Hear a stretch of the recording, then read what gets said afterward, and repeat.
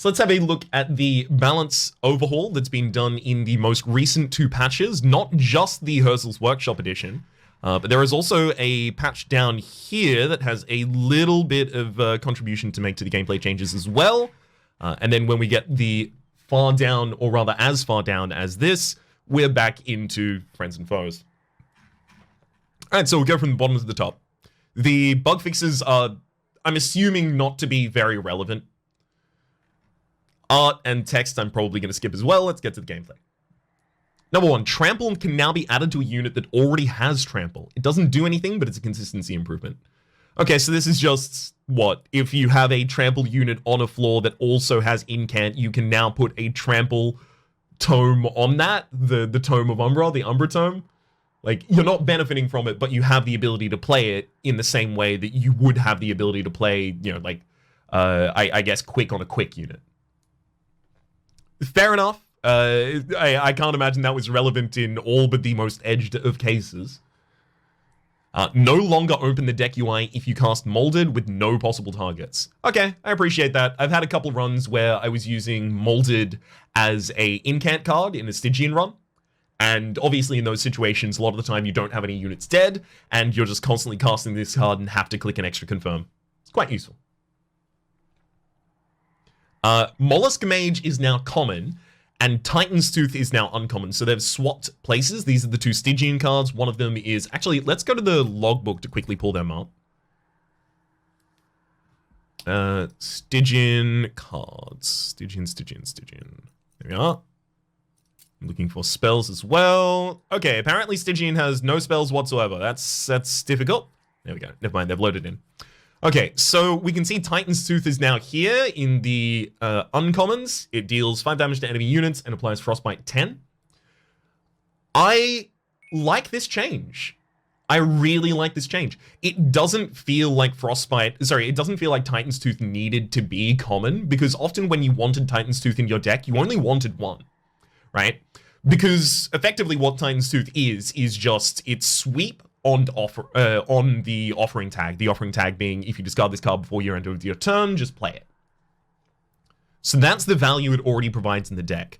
Now, if most units that are in the backline have maximum of 15 health, even after being given armor, and Frostbite would even trigger on the next 2 floors, so it's overkill. What I'm saying is to have the amount of Titan's Tooth in the deck that you can get when it is a common is overkill. Okay, let's also have a look at the units. Now, it's important to note this is not a banner unit. It will be offered to you in spell locations. And it also won't be priority drawn into your hand. Both of those things are really important because usually you're going to want your, like, scaling-ish unit out early, or the unit with which you will do a lot of operations. And Mollusk Mage is never going to be that, right? But you do want it to come up at some point so that you can start exploiting it. You can get a lot of an effect out of Mollusk Mage. We can also see that Mollusk Mage has been updated. We're going to look at the statistics changes that it's had also in a future balance change. That is to say, slightly up the list. But Mollusk Mage honestly feels like it is now much more core to the Stygian Guard, and the Stygian Guard has a lot easier access to magic power, which feels like something they should have had the entire time, right? It really does. Okay. So I really, really, really like those changes. Then Soulguard's Titan Channel now has increased stats. Soulguard's Titan Channel, the exiled Stygian Guard champion, is the unit that initially has, or previously, we'll talk about its stats later, right? But it's a big unit. It's just got stats. However, it's phased out of existence until you play enough spells on its floor. It now has increased stats from 35 to 40 at level 1, 75 to 90 at level 2 with an increased shard requirement of 9 to 12, and then 175 to 210. It is 210, 210 at level 3, with an increased requirement of 12 to 15. The goal of these changes is to both increase the overall power level and also make the need to focus on casting many spells more prominent as you level up this path. I didn't necessarily think Titan's Channel was easy to constantly trigger in time, especially, right? Oftentimes you'll be using it as your tank for your backline units, so you don't have to upgrade them tankily, but the first wave of attacks often end up going through my Titan channel, or often did at the time end up going through my Titan channel. We'll talk about the Titan channel path a little more later, because I think there's more updates further up here to it. Are there? Wait, hang on. Yes. They increased the stats of Solgard's Titan channel path at level 1, so they increased it to 45, and then decreased the shard requirement at level 2 as well. That made it feel a lot better, because 12 on level 2, you go from 4 to 12, right? And that happens immediately after the Daedalus fight. So you go from the Daedalus fight to fighting, possibly 2 90 health enemies stacked behind one another, and you have to cast 12 spells in the first couple turns so that you actually have your Titan channel online. It was really prohibitive. I played a little during that time because I was playing in the beta, but I did not enjoy that. I very much prefer what they've done up here. It's now 10, I believe, which feels a lot more usable. All right. Then we have Little Fade's Firelight path now adds +5 max health at all levels instead of the lowest scaling amounts previously. So it used to be like 1 health, 2 health, and then 5 health at all of the 3 different levels. That is, Firelight is the path that on Extinguish adds damage, health, and burnout to all of the friendly units on the floor. This just seems useful and necessary. I kind of thought it was always this way, but to be fair, I have had lots less experience with Lil Fade than I've had with pretty much every other champion of the game. And especially with the Firelight path as well, so I kind of assumed it was always like this. So I'm glad that now reality matches my assumption. Okay, next up is the Eternal Flame path at all levels, now gives increased attack. It goes from 20 to 25 and 60 to 70, and then 120 to 140. Eternal Flame at all levels gives increased attack. Is it like if the unit dies? Hang on. Let's look at the Eternal Flame path, because does it get 120 attack on death? What? Something's wrong. Something's wrong here. Something's wrong with my brain. That doesn't make any kind... Oh my god, it is.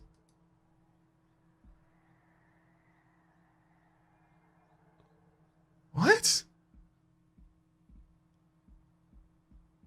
That is huge. I've almost never picked this path. Wilds?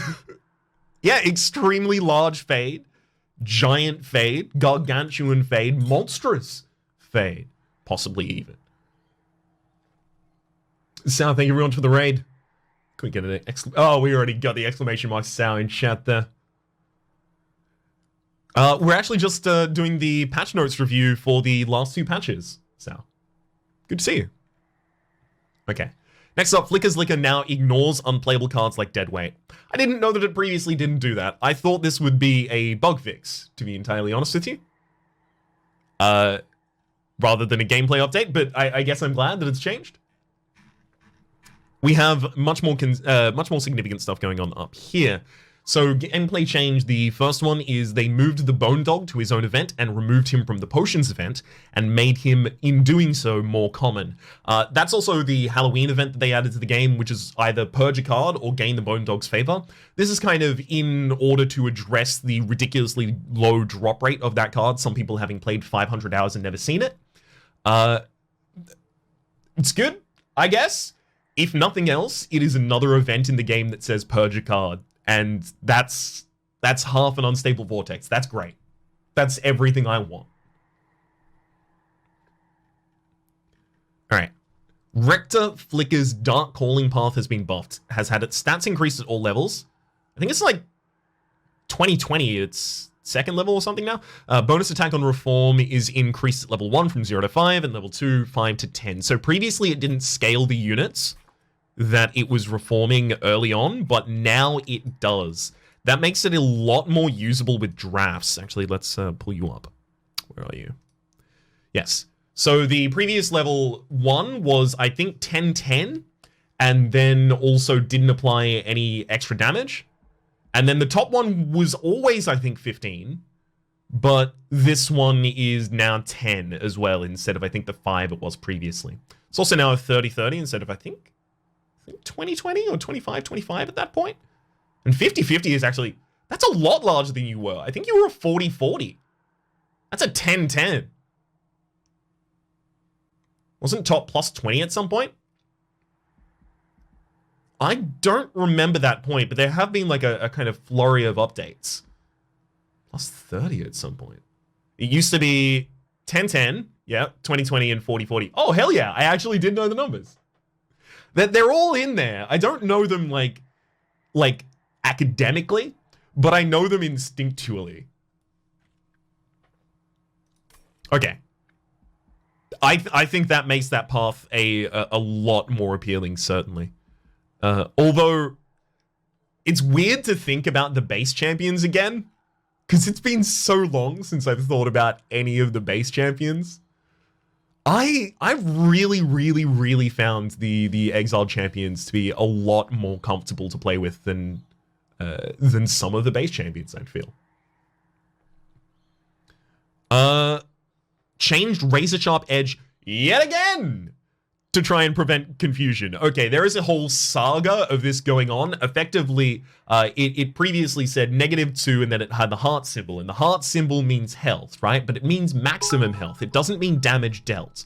And because of that, some people were expecting that it would deal damage to a unit, so they would try and use it on an enemy, for example, that had 1 health out of 10 remaining, and that unit goes down to 1 health out of 8 remaining and is now 10 damage stronger. So I think people were trying to account for it, so then it started lowering current health as well, so that you would have the ability to use it in circumstances like that, but then obviously you're going to kill your own units a lot of the time with it, so I remember early on when I got into card games, the concept of a decoupled current health and maximum health system was something that I definitely didn't initially jive with. I had to try and get on board with it. I had to try and force myself to understand it. But now that I do, so many more systems rather make intuitive sense. And I feel like in attempting to counteract some people's misunderstanding of how razor sharp edge would work, I think they may have missed a teaching opportunity about how they can maintain this design space as well as make clear to users, hey, this matters. This is a thing that you are going to have to know in order to continue.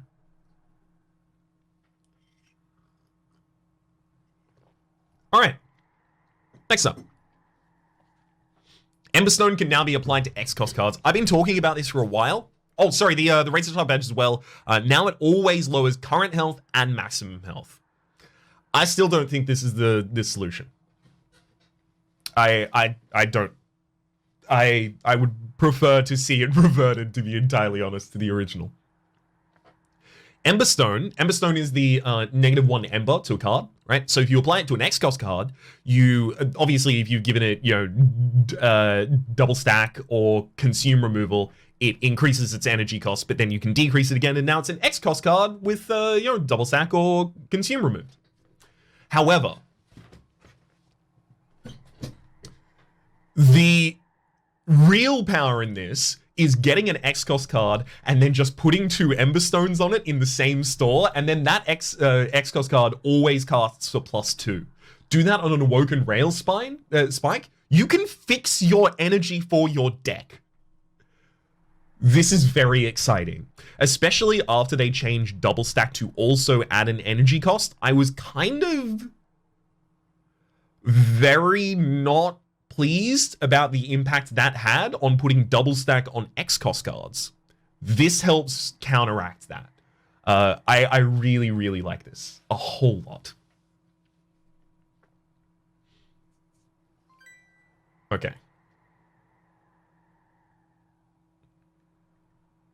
Next up, using a reform card when there is only one possible target in your consume pile will skip the deck screen and immediately reform that unit. Cool. This is just a kind of expansion on simplifying reform mechanics from the previous one. Then they increase the Gorge stat gain for Penumbra's Glutton Path. Let's have a look at that. Where are we? Oh god, I've forgotten where it is every single time I've come here. Okay, your Glutton Path, so 4-2 was the previous one. 9-4 is increased. I think this might have been 8 something. I can't remember what these two were previously, but they are changed. It's important to note that when you go for the Glutton Penumbra, almost always you will very heavily hunt for relics in order to try and find the... What's the name of the relic here? In order to try and find the fossilized tanks. So, if you are going to be doing that relatively consistently in runs that have the Penumbra, it's important to note that the stat changes that they just pushed through to the Gorge are often going to be, relatively commonly going to be double applied. So whether or not they look underwhelming, I don't know. Actually, the thing is, I don't know if they look underwhelming because I didn't know the previous ones, but it was 3-1 before. Okay, I was wrong. I thought that was 4-2. I could have sworn that was 4-2. Yeah, okay, wild. 3-1, then 7-2. Yikes. It's +1-1, +2-2, and 15-3. Okay, cool. So it's just +3 health on the maximum one as well. But often the health is the thing that you really start caring about at that point because you do scale the damage to be able to kill your frontliner pretty easily. Sleep well, Dudette92. I'm sorry that I haven't had the ability to respond to anything in chat so far. But thank you very much. All right, returning to the patch notes. We have the previously mentioned stats on the Soulguard Titan channel have been changed on level 1, as well as the decreased shard requirement for level 2. Mentioned at the time, pretty good. We're about to get to some of the ones that I am the most excited about. Hallowed Drippings Burnout increased from 3 to 5, and Purifying Cleanse Healing increased from 10 to 15, and Burnout increased from 2 to 3. So, outside of the Lady of the Reformed, I've always found it very difficult to get burnout units in my deck for any substantial period of time. Okay, I'll retract that statement a little bit, right? It became a lot easier with the exiled starter cards for the Melting Remnant, obviously allowing you to reform them, right? So it's easy to put them into the deck at that point. However, a lot of the time when I didn't have those in the deck, when I was playing with the base Melting Remnant cards, the Dregs, I would find that even if I aggressively took things that gave burnout to my units, I couldn't afford to take any burnout units unless I had Reform in the deck already. And oftentimes your deck will come preloaded with a Hallowed Drippings or a Purifying Cleanse, or are they both commons? I think it can come preloaded with 2 of either. Now, I found a lot of the time that if I would, get those in the base deck, and then I would take the Rector Flicker champion that is Burnout, right? The Burn Bright. All 3 are commons, perfect. When I saw Burn Bright, I would take that, and I would also take the I would also obviously already have the Hallowed Drippings or Purifying Cleanse in the deck, but I would constantly lose my Rector Flicker despite already having them preloaded in there, which ended up just like losing me a bunch of HP in the first fights. So I'm really glad to see this change. I've played a couple of runs with Rector Flicker since this change has gone through in my own time, and I have found this to be drastically important. There's also Whiplash, which has had its attack buff increased from 5 to 10. Whiplash is also another burnout applying card. It only applies to burnout. However, it's just double the amount of attack that it gives as well. What this is all is saying that, hey, there are things in Melting Remnant outside of Reform. I think this is a little bit of a correction against the way that Melting Remnant is currently largely, that I've seen, played, which is a very, very heavy reform style. And that's fine.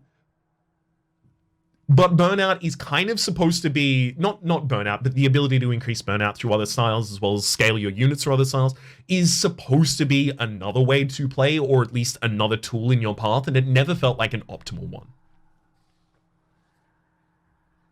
So I really, really like this. I think, I will say this is a little bit covering my own tail, but I think that how I used to play Melting Remnant just got a lot more viable. The Perils of Production Rage was increased from 2 to 3. I almost never use that card for Rage, but okay. When I use that card for Rage, I already have enough energy to do everything I want, and in those circumstances, it's +1 Rage. Cool. There's not really much to say about that. It feels like everything except for the energy and Ember Drain doesn't really matter. And I guess that just means the Rage, right? Perils has Rage in it? Exactly, Junkmaster. That's exactly what I'm talking about. Okay. We also have the Perils of Production was the one I just said. Railbeater's armor has been increased from 25 to 30. Cool, but I'm still not going to pick it. Sorry. I am willing to be wrong. I am very willing to be wrong, but I've tried a fair few times and I've never enjoyed having a rail beater. Mollusk Mage's stats have been increased to 5-3. It was previously 5-1 or 5-2. Whatever it was, it would die commonly.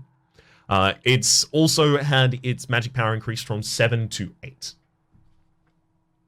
It is something I want to experiment with a lot more. I was about to say quite good, but I want to experiment with it a lot more because I've always wanted to have more Mollusk Mages in my deck than I had early on. Because early on, I have the ability to, account for them in the size of my unit layouts on my floors. I have the ability to account for them in the drafts that I make in terms of the spells that I take. Obviously, the Mollusk Mage got a lot better when Attuned was added to a couple of cards in the Stygian set. Attuned being gains 5 times the bonus from all magic power. So this gives plus 40 damage to anything attuned. That's pretty good. It's pretty... The real buff to Mollusk Mage came with F&F. Yeah, it's Sal in chat. Just like, pipping me at the post there. Yes, this is exactly what I'm talking about. The Attuned is the huge change there. I would like to play with the Mollusk Mage a little more, and I suspect that I will be able to relatively soon. Obviously, we're going to be getting it a couple times in the base deck, even 2 copies of it. Cuddlehex has also had its stats change. This is, I think, mostly for consistency with the Mollusk Mage change, because they are both Mollusk units. I believe they are considered Mollusk units in the game. Or Mage units. Crumbs. One or the other. Or both. Especially the Mollusk Mage. Preserved Thorns Ember cost has been increased from 0 to 1. That has been a long time overdue. Especially given that Wildenton has a Sting incant base ability. They also increased the damage a couple patches ago, admittedly, of one of the Sting relics. There were very few times where it felt like Preserved Thorns was a downside for me. At all. This makes it a little bit more of a downside. Just tiny.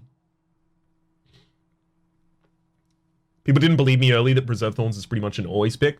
I honestly didn't either. So I had a couple qualms about the ideas of Thorn Fruit, which is the relic that adds a sting into your spell hand every turn, rather, sorry. And the Preserved Thorns. I every time I go into games like this, I get fascinated with having a very, very thin and consistent deck. And I didn't want to draw hands that were just stings. And I had a couple games where I was just drawing hands and just stings, and I couldn't draw the cards in my deck that were actually important.